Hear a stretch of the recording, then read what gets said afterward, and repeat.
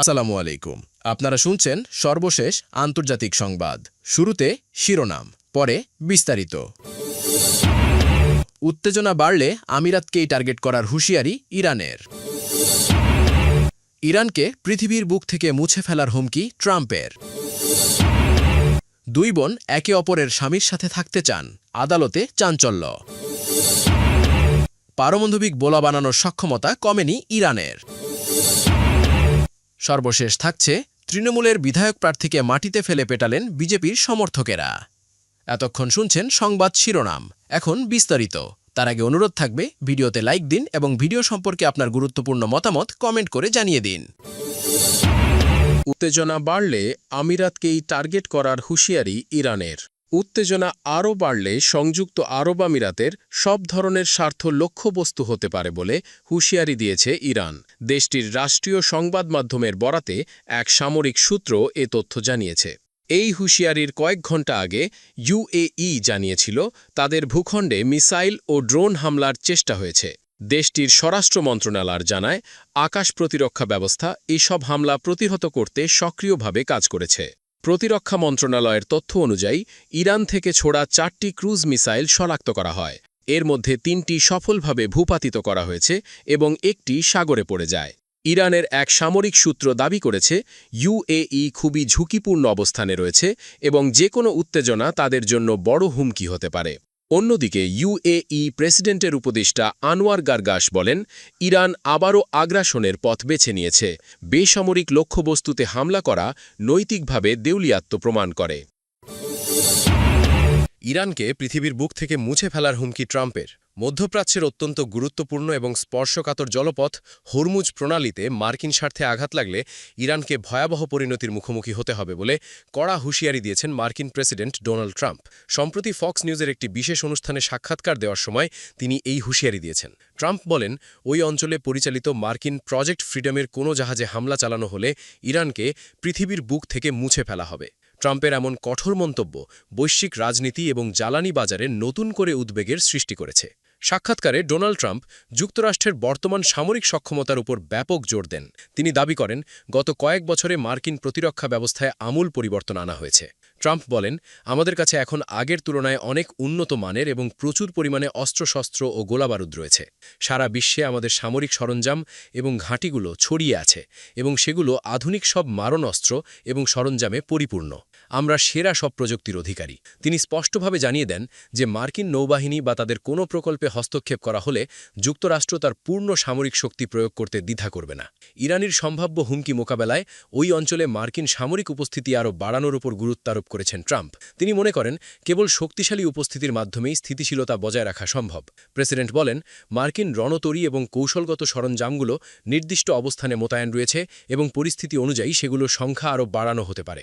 আন্তর্জাতিক সমুদ্র সীমায় জাহাজ চলাচলের নিরাপত্তা নিশ্চিত করতে এবং প্রজেক্ট ফ্রিডমের অধীনে পরিচালিত কার্যক্রম নির্বিঘ্ন রাখতে ওয়াশিংটন যে কোনো চরম পদক্ষেপ নিতে প্রস্তুত। হুমকি এবং কঠোর অবস্থানের পাশাপাশি ট্রাম্প ইরানের বর্তমান মনোভাব নিয়েও মন্তব্য করেন।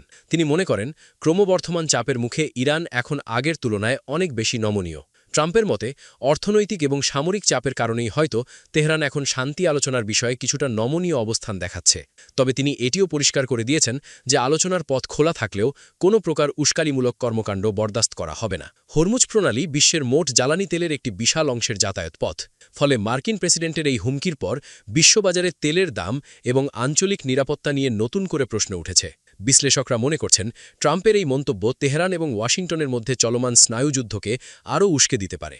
এখন দেখার বিষয়, হোয়াইট হাউসের এই কড়া বার্তার পর ইরান কোনো আনুষ্ঠানিক প্রতিক্রিয়া জানায় কিনা, অথবা ওই অঞ্চলের সমুদ্র সীমায় কোনো নতুন সামরিক মহড়া শুরু হয় কিনা।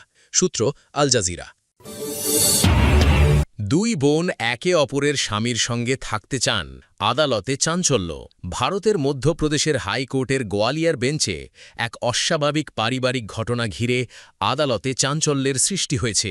দুই সহোদর বোন একে অপরের স্বামীর সঙ্গে থাকতে চাওয়ার ইচ্ছা প্রকাশ করে আদালতের দ্বারস্থ হয়েছেন। তারা আদালতের কাছে নিজেদের স্বামী পরিবর্তনের আবেদন জানিয়েছেন। ঘটনার সূত্রপাত একটি হেবিয়াস কর্পাস আবেদনের মাধ্যমে।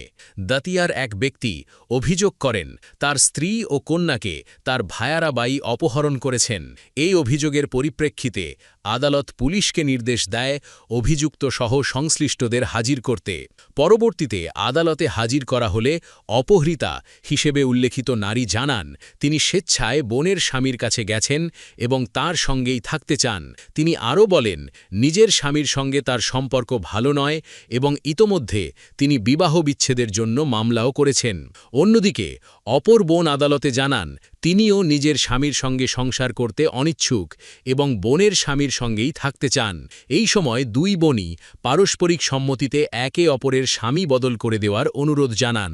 মামলার শুনানিতে বিচারপতি পর্যবেক্ষণে বলেন সংশ্লিষ্ট সবাই প্রাপ্তবয়স্ক হওয়ায় এটি অপহরণের বিষয় নয় বরং পারিবারিক বিরোধ। আদালত আরও জানায় তারা চাইলে নিজেদের মধ্যে আলোচনার মাধ্যমে ভবিষ্যৎ সিদ্ধান্ত নিতে পারেন। শেষ পর্যন্ত হেবিয়াস কর্পাস আবেদনটি খারিজ করে দেয় আদালত। ঘটনাটি স্থানীয়ভাবে ব্যাপক আলোচনা সমালোচনার জন্ম দিয়েছে। পারমাণবিক বোমা বানানোর সক্ষমতা কমেনি ইরানের। ২৮শে ফেব্রুয়ারির যুদ্ধ শুরুর পর ইরানে ব্যাপক হামলা চালায় যুক্তরাষ্ট্র ও ইসরায়েল। তাতেও পারমাণবিক বোমা বানানোর সক্ষমতা একটুও কমেনি ইরানের। তাদের ৬০% সমৃদ্ধ ইউরেনিয়ামের কোনো হদিস পায়নি যুক্তরাষ্ট্র। মার্কিন গোয়েন্দারা ধারণা করছে এই ইউরেনিয়াম দিয়ে ইরান স্বল্প সময়ের মধ্যেই পারমাণবিক বোমা বানিয়ে ফেলতে সক্ষম হবে। যুক্তরাষ্ট্রের গোয়েন্দা সূত্রকে উদ্ধৃত করে এই তথ্য প্রকাশ করেছে বার্তা সংস্থা রয়টার্স। গত বছর জুনে অপারেশন মিড হ্যামারের পর যুক্তরাষ্ট্রের প্রেসিডেন্ট ডোনাল্ড ট্রাম্প প্রশাসন ধারণা করেছিল যুক্তরাষ্ট্র ও ইসরায়েলের যৌথ হামলায় ইরানের পারমাণবিক সক্ষমতা কমপক্ষে ১ বছর পিছিয়ে গেছে। তবে সাম্প্রতিক ২ মাসের যুদ্ধ ও সামরিক অভিযান সেই সময়সীমায় বড় কোনো পরিবর্তন আনতে পারেনি বলে প্রতিবেদন দিয়েছে মার্কিন গোয়েন্দারা। ফের যুদ্ধ, যুক্তরাষ্ট্রের লাভ ক্ষতি। গত ২৮ ফেব্রুয়ারি শুরু হওয়া নতুন দফার সংঘাতে যুক্তরাষ্ট্র ও ইসরায়েল মূলত ইরানের সামরিক অবকাঠামোকে টার্গেট করেছে। এছাড়াও ইরানের সর্বোচ্চ নেতা আয়াতুল্লাহ খামেনি সহ প্রায় ৫০ জন শীর্ষ সামরিক ও রাজনৈতিক ব্যক্তিকে হত্যা করে তারা। পাশাপাশি ইরানের কিছু গুরুত্বপূর্ণ পারমাণবিক বিজ্ঞানীকে হত্যা করে যুক্তরাষ্ট্র। ইসরায়েল ইরানের কিছু গুরুত্বপূর্ণ পারমাণবিক স্থাপনাতেও হামলা চালিয়েছে। তবু সামগ্রিকভাবে ইরানের উচ্চমাত্রায় সমৃদ্ধ ইউরেনিয়াম মজুদ অক্ষত রয়েছে বলে ধারণা করা হচ্ছে। হামলা চালানোর যে প্রধান উদ্দেশ্য ইরানের রেজিম পরিবর্তন তা ব্যর্থ হয়েছে। গত ৭ এপ্রিল উভয় পক্ষের মধ্যে একটি সাময়িক যুদ্ধবিরতি কার্যকর হয়, তবে উত্তেজনা এখনও তীব্র। ইরান হরমুজ প্রণালী দিয়ে জাহাজ চলাচলে বাধা সৃষ্টি করায় বৈশ্বিক জ্বালানি বাজারে অস্থিরতা দেখা দিয়েছে। এটি দিয়ে বিশ্বের প্রায় ২০% তেল সরবরাহ হয়। এতে যুক্তরাষ্ট্র অভ্যন্তরীণ এবং বৈশ্বিক চাপের মুখে পড়েছে। মার্কিন আইনসভা কংগ্রেসের কঠোর জেরার মুখে পড়তে হয়েছে প্রতিরক্ষামন্ত্রী পিট হেগসেথকে। ডেমোক্র্যাট সিনেটর অ্যাডাম স্মিথ বলেন ইরানের পারমাণবিক কার্যক্রম যে অবস্থায় ছিল তেমনই আছে। যুক্তরাষ্ট্রের জ্বালানি তেলের দাম বেড়ে গিয়েছে, মূল্যস্ফীতি বেড়ে গিয়েছে, সাধারণ মানুষের মাঝে ক্ষোভ বৃদ্ধি পেয়েছে, জনপ্রিয়তা আশঙ্কাজনকভাবে কমেছে ট্রাম্প প্রশাসনের। পেন্টাগন প্রধান হেগসেথ কংগ্রেসে জানিয়েছে ইরান যুদ্ধে এখনও অবধি ব্যয় হয়েছে $২৫০০ কোটি। এই যুদ্ধে যুক্তরাষ্ট্র যেমনটা আশা করেছিল তেমনটা লাভ করতে সক্ষম হয়নি। এখন তারা যুদ্ধ থেকে মুখ রক্ষা করে বের হবার উপায় খুঁজছে। পারমাণবিক সক্ষমতা কি বলছে গোয়েন্দারা? যুক্তরাষ্ট্রের গোয়েন্দা সংস্থাগুলোর মতে ইরান চাইলে ৩ থেকে ৬ মাসের মধ্যে একটি পারমাণবিক অস্ত্র তৈরির জন্য প্রয়োজনীয় উচ্চমাত্রায় সমৃদ্ধ ইউরেনিয়াম উৎপাদন করতে সক্ষম। জুন মাসে নাতাঞ্জ পারমাণবিক স্থাপনা, ফোর্দো পারমাণবিক স্থাপনা এবং ইস্পাহান নিউক্লিয়ার গবেষণা কেন্দ্রে হামলার পর এই সময়সীমা ৯ মাস থেকে ১ বছর হয়েছে বলে ধারণা করা হয়। তবে জাতিসংঘ পারমাণবিক পর্যবেক্ষণ সংস্থা ও আন্তর্জাতিক পরমাণু শক্তি সংস্থা জানিয়েছে তারা এখনও নিশ্চিত হতে পারেনি প্রায় ৪৪০ কেজি ৬০% সমৃদ্ধ ইউরেনিয়ামের অবস্থান সম্পর্কে। ধারণা করা হচ্ছে এর একটি বড় অংশ ইস্পাহানের ভূগর্ভস্থ টানেলে সংরক্ষিত। তাদের হিসেব অনুযায়ী এই মজুদ সম্পূর্ণরূপে সমৃদ্ধ করা হলে প্রায় ১০টি পারমাণবিক বোমা তৈরি সম্ভব। মার্কিন অবস্থান ও কৌশল। মার্কিন প্রতিরক্ষামন্ত্রী পিট হেগসেথ জানিয়েছেন যুক্তরাষ্ট্রের মূল লক্ষ্য ইরানকে পারমাণবিক অস্ত্র অর্জন থেকে বিরত রাখা।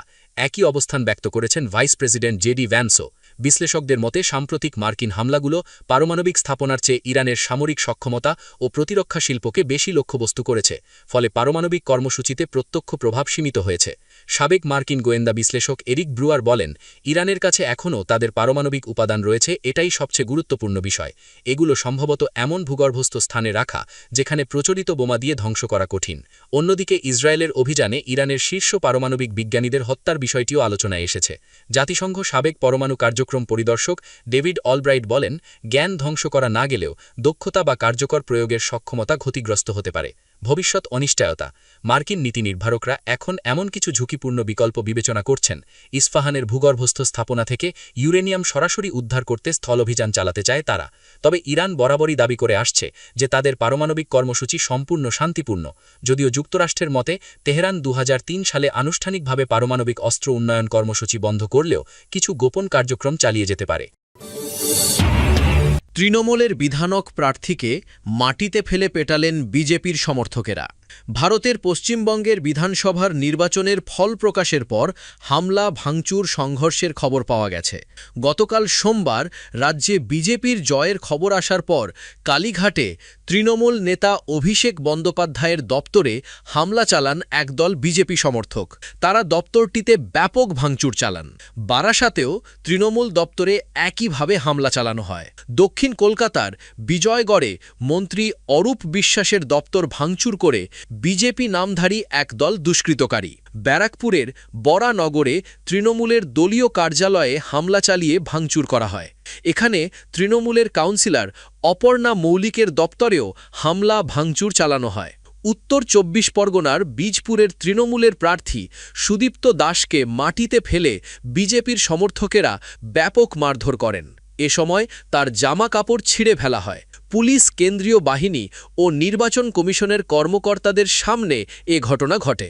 ব্যারাকপুরের তৃণমূলের প্রার্থী অভিনেতা রাজ চক্রবর্তীর গায়ে কাদা ছোড়া হয়। তাকে লক্ষ্য করে চটি ছুঁড়ে মারা হয়। জগদলের তৃণমূল প্রার্থী সোমনাথ শ্যামের গায়েও কাদা ছোড়া হয়। তার দিকে থুথু ছড়ে দেওয়া হয়। তাকে উদ্দেশ্য করে চোর চোর বলে চিৎকার দেন বিজেপির সমর্থকেরা।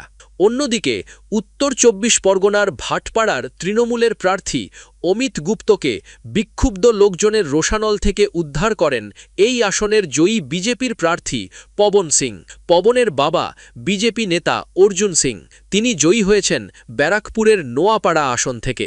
তিনি দলীয় নেতাকর্মীদের উদ্দেশ্যে বলেছেন, কোনো তৃণমূল নেতাকর্মীর গায়ে যেন তারা হাত না দেন। বীজপুরের বিজয়ী বিজেপি প্রার্থী সুদীপ্ত দাস বলেছেন, মানুষ এদের হাতে এতদিন অত্যাচারিত, অসম্মানিত হয়েছেন।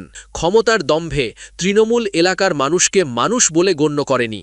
এবার তার তো একটু পরিণাম ভোগ করতেই হবে।